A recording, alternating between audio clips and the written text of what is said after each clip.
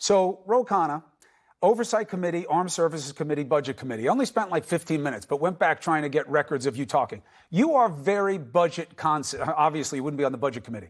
Bernie Sanders is nowhere close to paying for any of his promises. And he is nowhere close to compromising on any of the things he wants to get done. How does that work out in politics? Well, he has a vision of where he wants to go, but he has proposed tax increases on the rich. He's proposed tax increases on corporations. He's proposed strategic cuts on defense, and he's proposed cuts on these foreign wars that would save trillions of dollars. So still doesn't get him close. I think he is well, it depends on what you're looking at. I mean, I think we have to look at Medicare for all. Well, if you look at Medicare for all, he's got a plan to pay for that. I mean, it's not for all of it. It's been proven by all.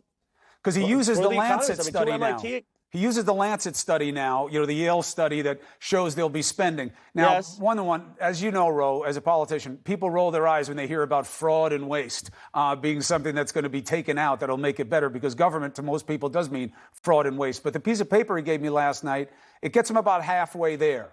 How do you get the rest of the half when the numbers are in the trillions? I don't think so. Look, even the MIT economists, Simon Johnson and others who've crunched the numbers, say you can get there by raising taxes on the rich, by having a payroll tax on employers. I mean, you don't have to take my word for it. Look at the MIT economists, look at the Harvard economists. There's a way to pay for it with a payroll tax. There is, but there's just a lot of other spending that, even when you take care of Medicare for all, there's another 25 or 30 trillion in spending, you're going to have to pay for. And are you worried that there's a political cost?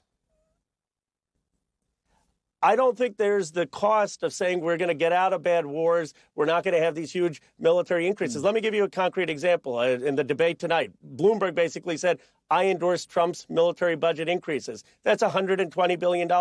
You know what we could do with that $120 billion? We could pay for free public college for every person in this country, school lunch, and improved Medicare, which includes hearing aids. So there are ways to pay for these things, making choices.